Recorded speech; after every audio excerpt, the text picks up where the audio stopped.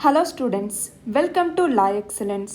PIB current అఫైర్స్కి సంబంధించి 21 June నుంచి 27 జూన్ వరకు వారం రోజుల కరెంట్ అఫైర్స్ని మనం డిస్కస్ చేస్తాము. ఈ వారానికి సంబంధించిన ఇంపార్టెంట్ ఆర్టికల్స్ ఏంటో చూద్దాం. 1వది animal husbandry infrastructure development fund గురించి. 2వది కోఆపరేటివ్ బ్యాంక్స్ని ఆర్బీఐ సూపర్వైజ్ చేసేలాగా తీసుకొచ్చినటువంటి ఆర్డినెన్స్ గురించి. 3వది ఈ బ్లడ్ సర్వీసెస్ అనేటటువంటి మొబైల్ యాప్ గురించి. 4వది ఎంఎస్ఎంఈస్ కోసం తీసుకొచ్చినటువంటి స్కీమ్ గురించి. 5వది ప్రధానమంత్రి గరీబ్ కళ్యాణ్ ప్యాకేజ్ గురించి. 6వది one nation one ration card గురించి. 7వది ఆత్మనిర్భర్ భారత్ అభియాన్లో భాగంగా ఎకనామిక్ యాక్టివిటీని పెంచడానికి తీసుకున్నటువంటి పారామీటర్స్ గురించి. 8వది యూనివర్సల్ అకౌంట్ నెంబర్ యొక్క బెనిఫిట్స్ గురించి. 9వది ఎలక్ట్రానిక్ హబ్స్ ఇండియాలో ఇంపార్టెంట్వి ఏమేమి ఉన్నాయో వాటి గురించి. 10వది ఈ వే బిల్ డేటా గురించి. 11 గరీబ్ కళ్యాణ్ రోజ్గార్ అభియాన్ గురించి. 12వది ప్రధానమంత్రి ముద్రా యోజన గురించి. 13వది Sardar Patel national unity award గురించి. 14వది కోవిడ్-19 టెస్టింగ్ స్ట్రాటజీస్ గురించి. 15 వన్ ధన్ యోజన గురించి. 16 స్పేస్ సెక్టార్లో సెల్ఫ్ రిలయన్స్ కోసం తీసుకొచ్చినటువంటి మెజర్స్ గురించి. 17 ఓబీసీ సబ్ కేటగరైజేషన్ గురించి.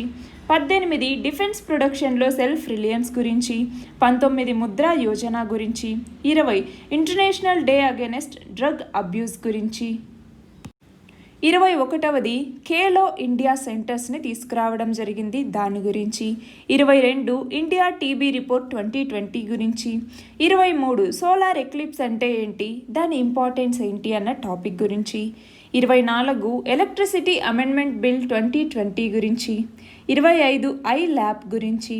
26 ఇండియా ఎనర్జీ సెక్యూరిటీ నీడ్స్ గురించి. 27 వెస్టర్న్ ఘాట్స్లో ఉన్నటువంటి బయోడైవర్సిటీ గురించి. 28 reforms to ensure ease of doing business in India.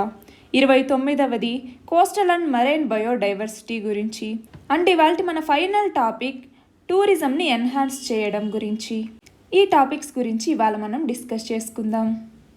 ఇవాల్టి మన ఫస్ట్ ఆర్టికల్ వచ్చేసి animal husbandry infrastructure development fund గురించి. దీనిని క్యాబినెట్ అప్రూవ్ చేసింది. దీని కింద డైరీ మరియు అనిమల్ హస్బెండరీకి సంబంధించి ప్రైవేట్ పార్టిసిపేషన్ని పెంచడానికి, అగ్రికల్చర్లో ఉన్నటువంటి ఎక్సెసివ్ ఫార్మర్స్ని డైరీ సెక్టార్ వైపుగా తీసుకురావటానికి, మిల్క్ ప్రొడక్షన్ని పెంచడానికి, ప్రైవేట్ సెక్టార్ పార్టిసిపేషన్ పెంచడానికి దీన్ని తీసుకొచ్చారు. క్యాబినెట్ దీనికి 15,000 కోట్ల రూపాయలని కేటాయించింది. అలాగే దీని కింద 3% ఇంట్రెస్ట్ సబ్వెన్షన్ని కూడా ప్రొవైడ్ చేస్తుంది. దీని కింద ఎక్స్పోర్ట్స్ని ప్రమోట్ చేయడం ద్వారా మన ఫార్మర్స్కి ఎక్కువ ప్రీమియం అనేది లభిస్తుంది. మిల్క్ ప్రాసెసింగ్ కెపాసిటీని ఇప్పుడున్నటువంటి 53.5 మిలియన్ మెట్రిక్ టన్నుల నుంచి 108 మిలియన్ మెట్రిక్ టన్నులకు తీసుకురావటానికి, ఫార్మర్ కవరేజ్ని పెంచడానికి, మిల్క్ చిల్లింగ్ కెపాసిటీని పెంచడానికి దీన్ని తీసుకొచ్చారు. మన దేశంలో ఉన్నటువంటి చాలా ఏరియాస్లో డైరీస్కి చాలా పొటెన్షియల్ ఉంది. ఈ పొటెన్షియల్ని ఇంకా పెంచడం కోసం డైరీ ప్రాసెసింగ్లోనూ వాల్యూ అడిషన్ చేసేటప్పుడు, అలాగే క్యాటిల్ ఫీడ్ని చేసే ఇన్ఫ్రాస్ట్రక్చర్, వీటన్నింటినీ డెవలప్ చేయాలి అంటే ప్రైవేట్ సెక్టార్ కూడా దీంట్లో రోల్ ఉండాలి అనేసి ప్రైవేట్ ఇన్వెస్ట్మెంట్ని కూడా దీంట్లో అలో చేయడం జరిగింది. అలాగే ఎలిజిబుల్ బెనిఫిషియరీస్ ఎవరైతే ఉంటారో వాళ్ళకి 10% మార్జిన్లో మనీ కాంట్రిబ్యూషన్ అనేది చేస్తారు. మిగిలిన 90% లోన్గా ఇస్తారు. ఆస్పిరేషనల్ డిస్ట్రిక్ట్స్ ఏవైతే ఉంటాయో వాటిలో 4% ఇంట్రెస్ట్ సబ్వెన్షన్ ఇస్తారు బెనిఫిషియరీస్కి. మిగిలిన డిస్ట్రిక్ట్స్లో అయితే 3% ఇంట్రెస్ట్ సబ్వెన్షన్ అనేది ఇవ్వడం జరుగుతుంది. దీని కింద ఉన్నటువంటి క్రెడిట్ గ్యారంటీ ఫండ్ 750 కోట్లు ఏదైతే ఉందో అది నాబార్డ్ చేత మేనేజ్ చేయబడుతుంది. ఈ animal husbandry infrastructure development fund ద్వారా డైరెక్ట్గాను ఇండైరెక్ట్గాను దాదాపు 35 లక్షల మందికి లైవ్లీహుడ్ అనేది అందుతుంది. మన నెక్స్ట్ ఆర్టికల్ వచ్చేసి కోఆపరేటివ్ బ్యాంక్స్కి సంబంధించిన సూపర్వైజరీ పవర్స్ని రిజర్వ్ బ్యాంక్ ఆఫ్ ఇండియాకి ఇచ్చేలాగా ఆర్డినెన్స్ని తీసుకురావటం గురించి. ఇప్పటి వరకు ఆర్బీఐ షెడ్యూల్డ్ బ్యాంక్స్ మీదే తన పవర్ చూపించేది. ఇప్పుడు కోఆపరేటివ్ బ్యాంక్స్ కూడా ఆర్బీఐ పవర్స్ అనేవి వర్తిస్తాయి. దీని ద్వారా 1482 అర్బన్ కోఆపరేటివ్ బ్యాంక్స్, అలాగే 58 multi state cooperative banks RBI పరిధిలోకి వస్తాయి.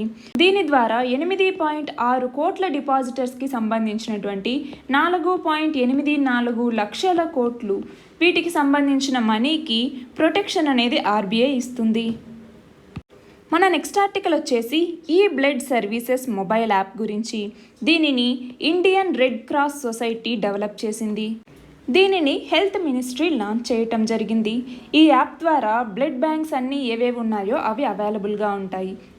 మనకి ఎప్పుడైనా బ్లడ్ అవసరం వచ్చింది అన్నప్పుడు ఆ బ్లడ్ బ్యాంక్స్లోకి వెళ్ళి మనకి బ్లడ్ అవైలబిలిటీగా ఉందా లేదా, ఆ బ్లడ్ గ్రూప్కి సంబంధించి అన్నది చెక్ చేసుకోవచ్చు. మన నెక్స్ట్ ఆర్టికల్ వచ్చేసి డిస్ట్రెస్డ్ అసెట్స్ ఫండ్ గురించి. ఈ స్కీమ్ కింద ఆపరేషనల్ ఎంఎస్ఎంఈస్ ఏవైతే ఉంటాయో వాటి యొక్క ప్రమోటర్స్కి హెల్ప్ చేసేలాగా దీన్ని తీసుకురావటం జరిగింది. ఒకవేళ ఈ ఆపరేషనల్ ఎంఎస్ఎంఈస్ స్ట్రెస్డ్ అసెట్స్గా కానీ లేదంటే ఎన్పిఎస్గా మారి ఉంటే, అది కూడా ఎప్పటికీ April 30, 2020 ఆ టైంకి కనుక స్ట్రెస్డ్ అసెట్స్గా మారి ఉంటే వాళ్ళకి కొంత అమౌంట్ని ఆ ఎంఎస్ఎంఈలో ఇన్ఫ్యూజ్ చేస్తారు. దాన్ని వాళ్ళు ఈక్విటీగా తీసుకొని లిక్విడిటీని పెంచుకొని తిరిగి వాళ్ళు 10 సంవత్సరాల లోపు రీపే చేయాల్సి ఉంటుంది. ఈ ఎంఎస్ఎంఈస్కి సంబంధించిన ప్రమోటర్స్ ఎవరైతే ఉంటారో వాళ్ళకి మొత్తం 15% ఆ స్టేక్లో ఏదైతే ఈక్విటీ ప్లస్ డెట్ అంటామో దాన్ని స్టేక్ అంటాము. ఈ స్టేక్లో ఈక్విటీ ప్లస్ డెట్ రెండు ఉంటాయి. ఈ స్టేక్లో 15% కానీ లేదంటే 75 లక్షల రూపాయలు ఏదైతే తక్కువ ఉంటుందో ఈ రెండింటిలో వీటిని వాళ్ళకి ఇవ్వటం జరుగుతుంది. ఈ స్కీమ్ ద్వారా దాదాపు 2 లక్షల ఎంఎస్ఎంఈస్ బెనిఫిట్ అనేది పొందుతాయి. వాళ్ళకి మనీ అందడం ద్వారా వాళ్ళు మళ్ళీ తిరిగి ప్రొడక్షన్ స్టార్ట్ చేస్తారు. దాని ద్వారా జాబ్స్ వస్తాయి. దాని ద్వారా నేషనల్ ఎకానమీ మొత్తం డెవలప్ అవుతుంది. ఇక్కడ చూడండి, ఈ క్రెడిట్ గ్యారంటీ స్కీమ్ కింద సబార్డినేట్ డెట్ని తీసుకొచ్చారు. దీని కింద ఎంఎస్ఎంఈ స్ట్రెస్డ్ లేదా ఎన్పిఏ ఏవైతే 30 April 2020 అయి ఉంటాయో వాటి యొక్క ప్రమోటర్స్కి సపోర్ట్గా తీసుకురావటం జరిగింది. ఈ ప్రమోటర్స్కి 15% ఆఫ్ దే స్టేక్ లేదా 75 లక్షలు ఏదైతే తక్కువ ఉంటుందో వాటిని వాళ్ళకి క్రెడిట్గా ఇవ్వటం జరుగుతుంది. 90% గ్యారంటీ కవరేజ్ని ఇస్తారు. 10% ఆ కన్సర్న్డ్ ప్రమోటర్స్ నుంచి తీసుకుంటారు. వీళ్ళకి సంబంధించి రీపేమెంట్ అనేది 10 సంవత్సరాలు ఉంటుంది. ప్రిన్సిపల్ మీద మారటోరియం 7 సంవత్సరాలు అనేది ఉంటుంది. 20 లక్షల కోట్లు దీని కింద ఇవ్వటం జరుగుతుంది. దీని ద్వారా 2 లక్షల ఎంఎస్ఎంఈస్కి హెల్ప్ అవుతాయి. దాని ద్వారా ఎకనామిక్ యాక్టివిటీ అనేది రివైవ్ అవుతుంది అన్నది ఇక్కడ ఇవ్వటం జరిగింది. మన నెక్స్ట్ ఆర్టికల్ వచ్చేసి ప్రధానమంత్రి గరీబ్ కళ్యాణ్ ప్యాకేజ్ గురించి. ఈ ప్యాకేజ్ కింద మొత్తం 65,454 కోట్ల ఫినాన్షియల్ అసిస్టెంట్ని అందించడం జరుగుతుంది. దీని కింద మొత్తం 42 కోట్ల బెనిఫిషియరీస్ ఉన్నారు. ఇప్పటికే పీఎం కిసాన్ పథకం కింద 8.94 కోట్ల బెనిఫిషియరీస్కి 17,981 కోట్లు ఇప్పటికే ఇవ్వటం జరిగింది. అలాగే జన్ధన్ అకౌంట్ హోల్డర్స్ ఉన్నటువంటి ఉమెన్ ప్రతి ఒక్కరికి కూడా ఫినాన్షియల్ అసిస్టెంట్స్ని అందిస్తారు. అలాగే 2.81 కోట్ల ఓల్డ్ ఏజ్ పర్సన్స్, అలాగే విడోస్, డిసబుల్డ్ పర్సన్స్ ఎవరైతే ఉంటారో వాళ్ళకి 2 ఇన్స్టాల్మెంట్స్లో 2,814.5 కోట్లని డిస్ట్రిబ్యూట్ చేస్తారు.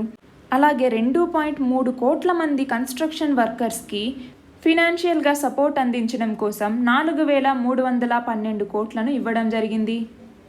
అలాగే ఈపీఎఫ్ఓలో ఉన్నటువంటి 20 లక్షల మెంబర్స్కి 5,767 కోట్ల ఆన్లైన్ విత్డ్రాయల్ అమౌంట్ని బెనిఫిట్గా ఇవ్వటం జరిగింది.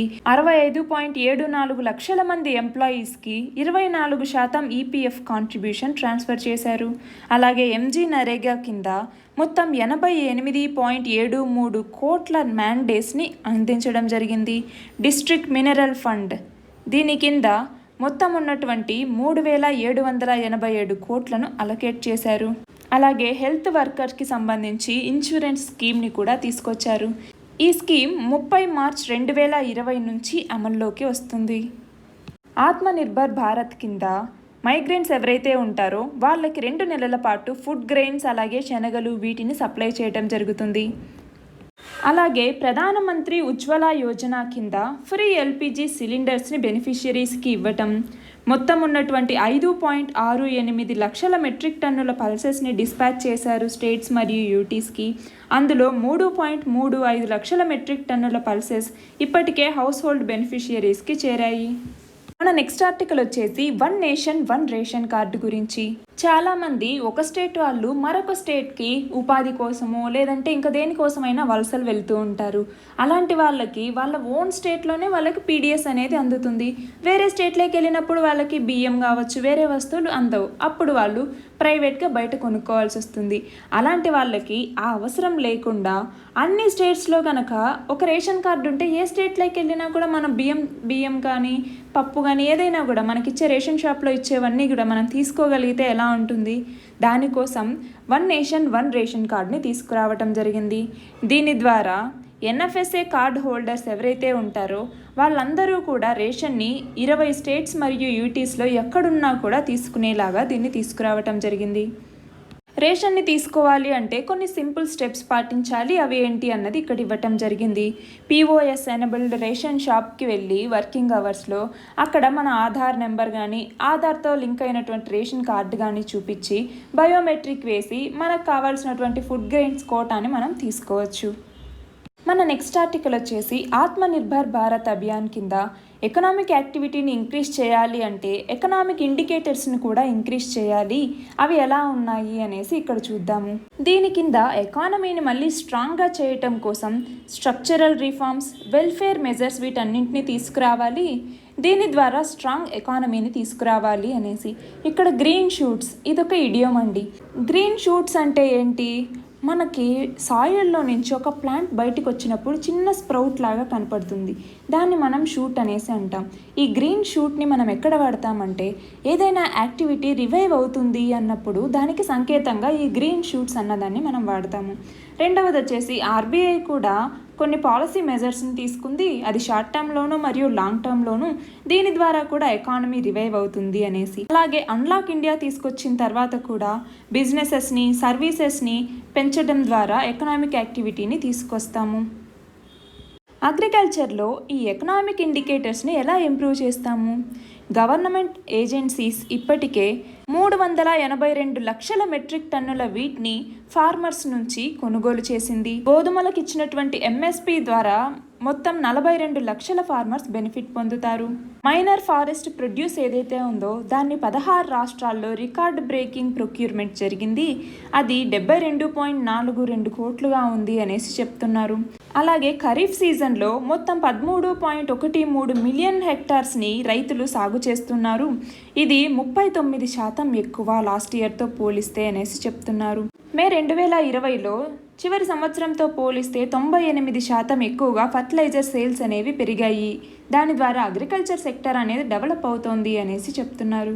అలాగే మ్యానుఫ్యాక్చరింగ్ సెక్టార్కి సంబంధించి ఎకనామిక్ ఇండికేటర్స్ ఇంప్రూవ్మెంట్ ఎలా ఉంది అనేసి ఇండియాకి సంబంధించినటువంటి పర్చేసింగ్ మేనేజర్స్ ఇండెక్స్ పిఎంఐ అన్నది మ్యానుఫ్యాక్చరింగ్ మరియు సర్వీస్ సెక్టార్లో మేలో 30.8 అలాగే ఏప్రిల్లో 12.6%గా ఉంది. మొత్తం ఈవే బిల్స్ కూడా ఏప్రిల్తో పోలిస్తే మే 2020లో 130% పెరిగాయి అనేసి చెప్తున్నారు. పెట్రోలియం ప్రోడక్ట్స్ కన్జంప్షన్ ఏదైతే ఉందో ఇది మ్యానుఫ్యాక్చరింగ్ యాక్టివిటీకి ఒక మేజర్ ఇండికేటర్గా చెప్పుకుంటాము. ఇది ఏప్రిల్తో పోలిస్తే మేలో 47% పెరిగింది అనేసి చెప్తున్నారు.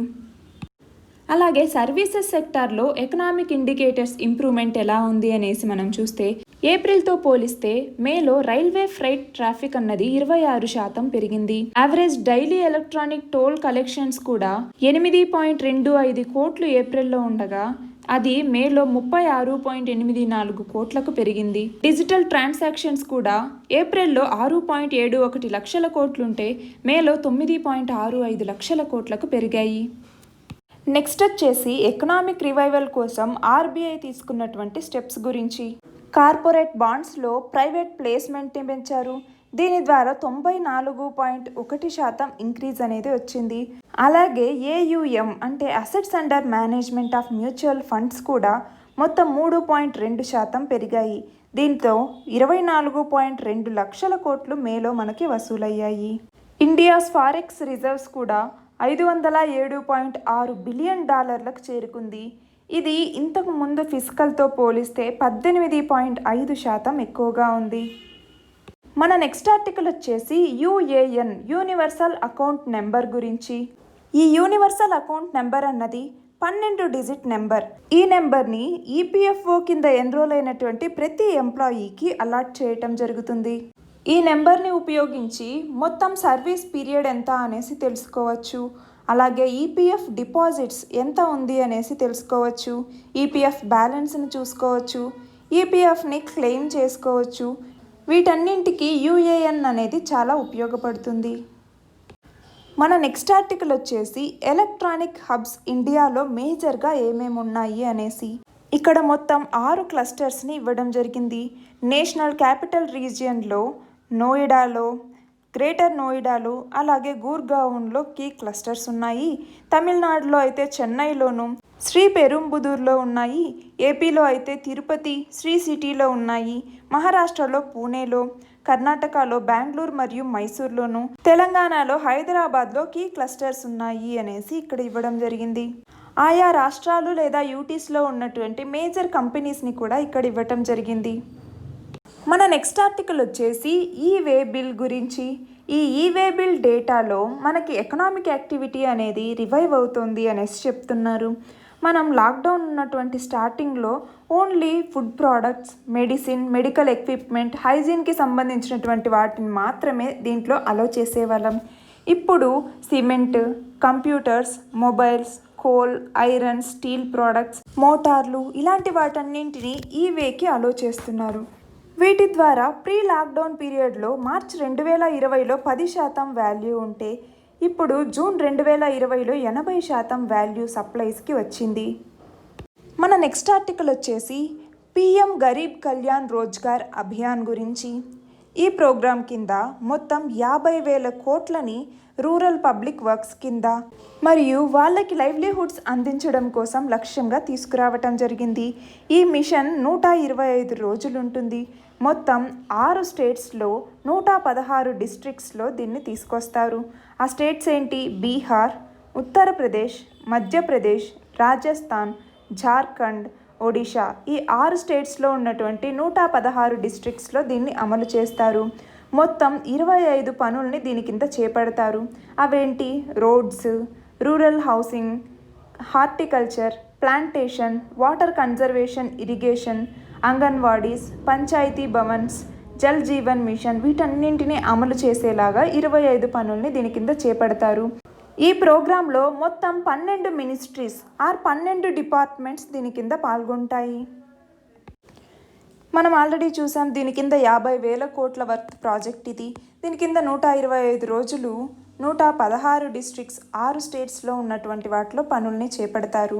లైవ్లీహుడ్ ఆపర్చునిటీస్, ఎంప్లాయ్మెంట్ ఇవ్వడానికి లక్ష్యంగా దీన్ని తీసుకొచ్చారు. అలాగే దీని కింద రూరల్ ఇన్ఫ్రాస్ట్రక్చర్ అనేది డెవలప్ చేస్తారు. రూరల్ మైగ్రెంట్ లేబర్స్ ఎవరైతే ఉంటారో వాళ్ళకి ఇంటి దగ్గరలోనే పనులు చేసుకోవడానికి వీలుగా దీన్ని తీసుకొచ్చారు. మన నెక్స్ట్ ఆర్టికల్ వచ్చేసి ప్రధానమంత్రి ముద్రా యోజన గురించి. ఈ ప్రధానమంత్రి ముద్రా యోజనలో మొత్తం 3 రకాల లోన్స్ ఉంటాయి. ఒకటవది వచ్చేసి శిశువు, రెండవది వచ్చేసి కిషోర్, మూడవది వచ్చేసి తరుణ్. ఈ 3 రకాలు ఉంటాయి. శిశువులో అయితే లోన్స్ అనేది 50,000 రూపాయల వరకు అందించడం జరుగుతుంది. కిషోర్లో 50,000 రూపాయల నుంచి 5 లక్షల రూపాయల వరకు అందించడం జరుగుతుంది. తరుణ్లో 5 లక్షల రూపాయల నుంచి 10 లక్షల రూపాయల వరకు లోన్ అనేది ఇవ్వటం జరుగుతుంది. ఇప్పుడు ముద్రా యోజనలో భాగంగా శిశు ముద్రా లోన్ బారోవర్స్ ఎవరైతే ఉంటారో వాళ్ళకి 2% ఇంట్రెస్ట్ సబ్వెన్షన్ని కలిగిస్తూ కేంద్రం నిర్ణయం తీసుకుంది. దీని ద్వారా మొత్తం 9.37 కోట్ల మంది పీపుల్ బెనిఫిట్ పొందుతారు. ఇది జూన్ 1, 2020 నుంచి 31 మే 2021 వరకు అమల్లో ఉంటుంది. దీని కింద 1,540 కోట్లని గవర్నమెంట్ స్పెండ్ చేస్తుంది. ఈ స్కీమ్ కింద అందించేటటువంటి ఇంట్రెస్ట్ సబ్వెన్షన్ 2% ఏదైతే ఉందో అది 12 నెలల పాటు ఉంటుంది. ఎలిజిబుల్ బారోవర్స్ ఎవరైతే ఉంటారో వాళ్ళ అందరి శిశు లోన్ అకౌంట్కి ఇది వర్తిస్తుంది. ఈ స్కీమ్ని Small Industries Development Bank of India SIDBI అన్నది ఇంప్లిమెంట్ చేస్తుంది. ఈ స్కీమ్ ద్వారా వచ్చేటటువంటి ఇంపాక్ట్స్ ఏంటి? మనం చూస్తే 9.37 కోట్ల మంది బెనిఫిట్ పొందుతారు అనేసి మనం చెప్పుకున్నాము. అలాగే ఫినాన్షియల్ స్ట్రెస్లో ఉన్నటువంటి వాళ్ళని బయటకు తీసుకురావటానికి, ఇలా చిన్న చిన్న బిజినెస్ చేసుకునే వాళ్ళు వాళ్ళ ప్రొడక్షన్ని ఆపకుండా అలాగే ప్రొడ్యూస్ చేస్తూ ఉంటే అది ఎకానమీకి హెల్ప్ అవుతుంది అన్నటువంటి ఉద్దేశంతో దీన్ని తీసుకురావటం జరిగింది. మన నెక్స్ట్ ఆర్టికల్ వచ్చేసి Sardar Patel national unity award గురించి. దీనిని మన దేశంలో యూనిటీకి ఇంటిగ్రిటీకి పాటుపడేలాగా ఎవరైతే కాంట్రిబ్యూట్ చేస్తారో వాళ్ళకి ఈ అవార్డు అనేది ఇవ్వటం జరుగుతుంది. ఈ అవార్డ్ని నేషనల్ యూనిటీ డే 31 అక్టోబర్ నాడు ఎవరు అన్నది అనౌన్స్ చేస్తారు. కానీ వీళ్ళకి అవార్డు మాత్రం రాష్ట్రపతి భవన్లో పద్మ అవార్డ్స్ ఎప్పుడు ఇస్తారో ఆ టైంలోనే వాళ్ళకి అందించడం జరుగుతుంది. ఈ అవార్డుకి ఎన్నికైన వాళ్ళకి రాష్ట్రపతి తన చేతుల మీదుగా ఈ అవార్డుని అందిస్తారు. దీని కింద మెడల్ మరియు సైటేషన్ మాత్రమే ఉంటుంది. ఎలాంటి మానిటరీ గ్రాంట్ కానీ క్యాష్ అవార్డు కానీ దీనికి ఉండదు. మన నెక్స్ట్ ఆర్టికల్ వచ్చేసి COVID-19 టెస్టింగ్ స్ట్రాటజీస్ గురించి. టెస్టింగ్కి చాలా మెథడ్స్ ఉన్నా కూడా మెయిన్గా 3 సిస్టమ్స్ని మనం వాడతాము. ఒకటి రియల్ టైమ్ RT-PCR టెస్ట్, రెండవది ట్రూనాట్ అండ్ CBNAT సిస్టమ్, మూడవది rapid POC antigen detection test గురించి. RT-PCR టెస్ట్కి యావరేజ్ టైం 4 నుంచి 5 గంటలు పడుతుంది. ట్రూనాట్ అండ్ CBNAT అయితే క్విక్ టైంలో అయిపోతుంది. అంటే దాదాపు ½ అన్ అవర్ నుంచి 1 అవర్ లోపే కంప్లీట్ అవుతుంది. Rapid POC antigen detection test అన్నది దాదాపు 15 నిమిషాల్లోనే పూర్తవుతుంది. ఇది ఎర్లీ డిటెక్షన్ కోసం యూస్ చేస్తాము.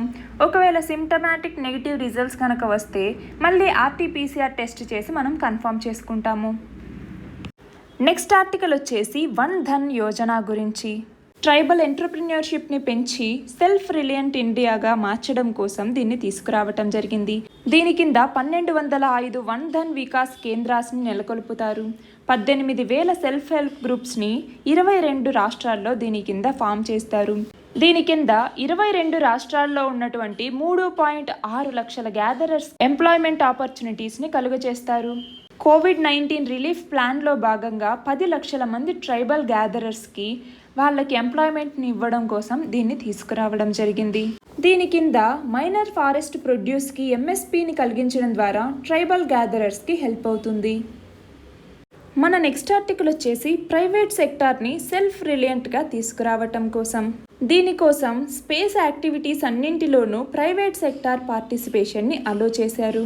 దీని ద్వారా టెక్నాలజీ సెక్టార్లో ఎంప్లాయ్మెంట్ ఆపర్చునిటీస్ని కలిగించడానికి, గ్లోబల్ టెక్నాలజీ పవర్ హౌస్గా మార్చడానికి, అలాగే ప్రైవేట్ కంపెనీస్ మన ఇండియన్ స్పేస్ ఇన్ఫ్రాస్ట్రక్చర్ని వాడుకునేలాగా లెవెల్ ప్లేయింగ్ ఫీల్డ్ని తీసుకురావటం కోసం ఇన్ స్పేస్ని తీసుకురావటం జరిగింది.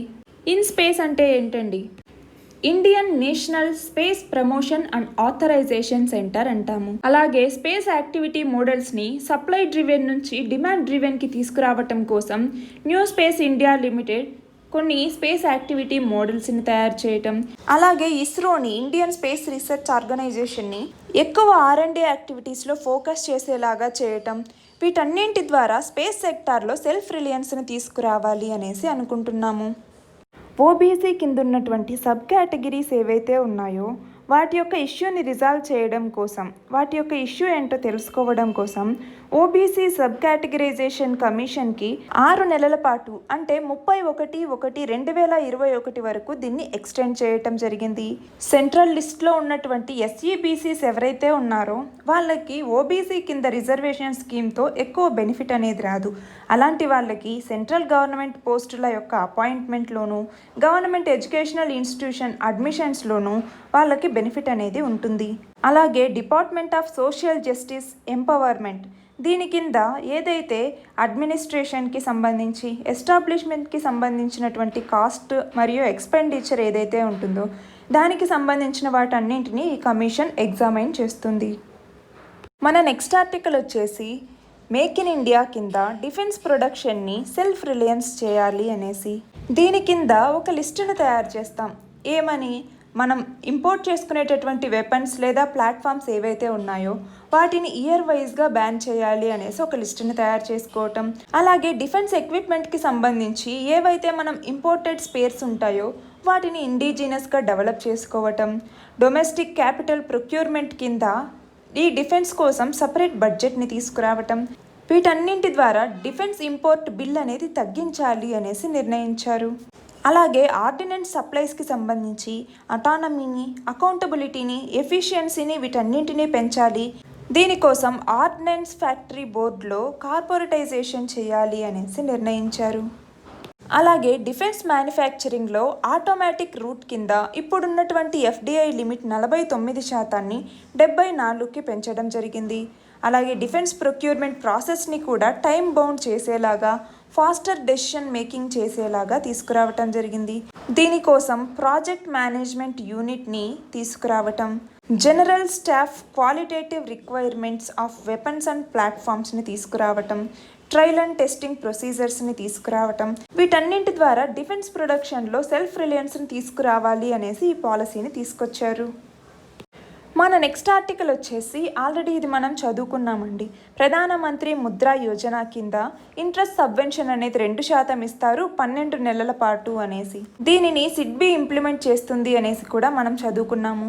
దీని ద్వారా 9.37 కోట్ల అకౌంట్ మెంబర్స్కి బెనిఫిట్ అనేది పొందుతారు.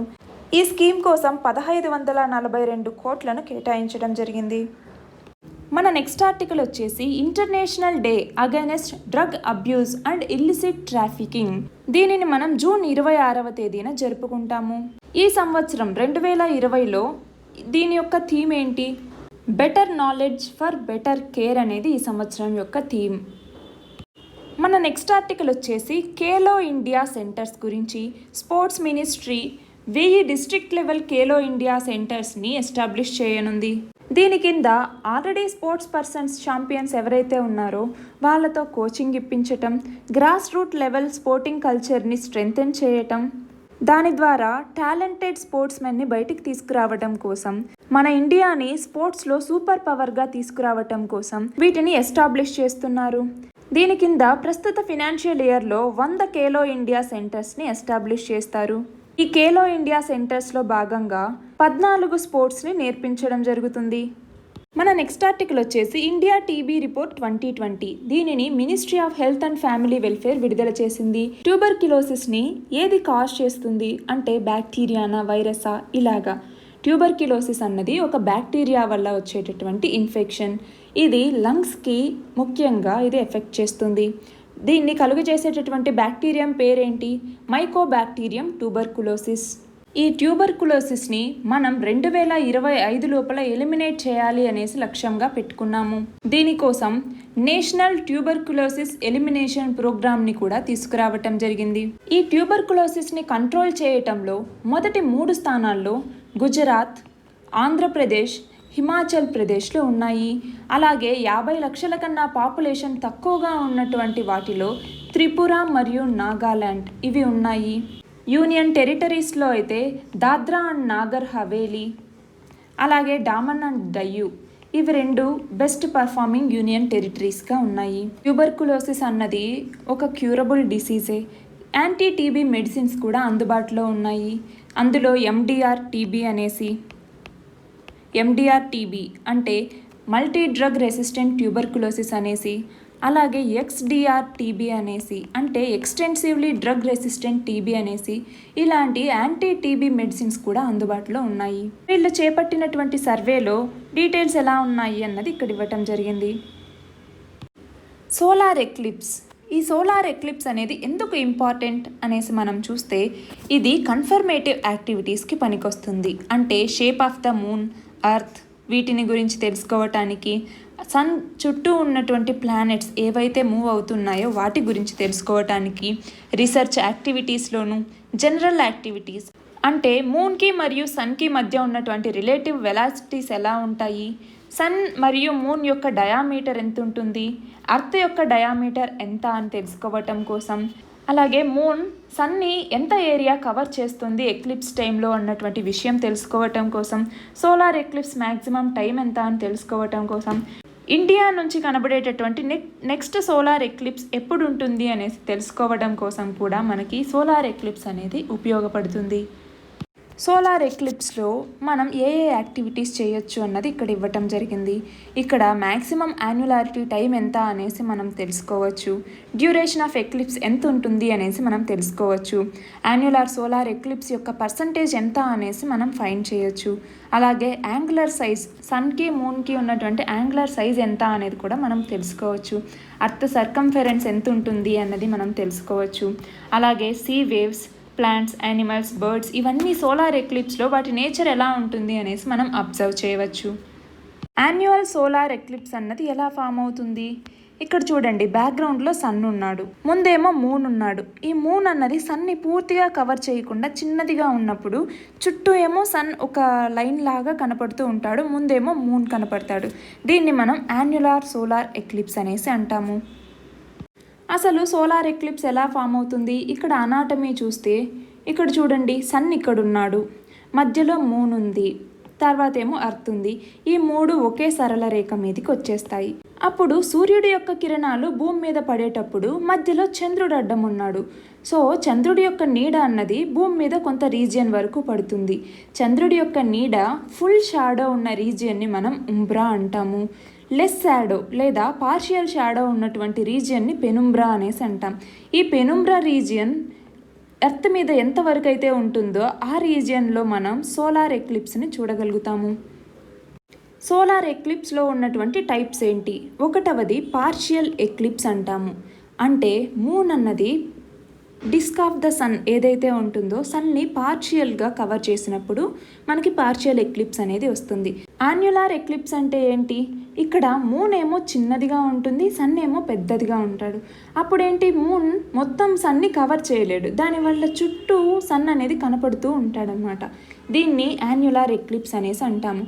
మూడవది టోటల్ ఎక్లిప్స్, అంటే మూన్ సన్ని పూర్తిగా కవర్ చేస్తాడనమాట.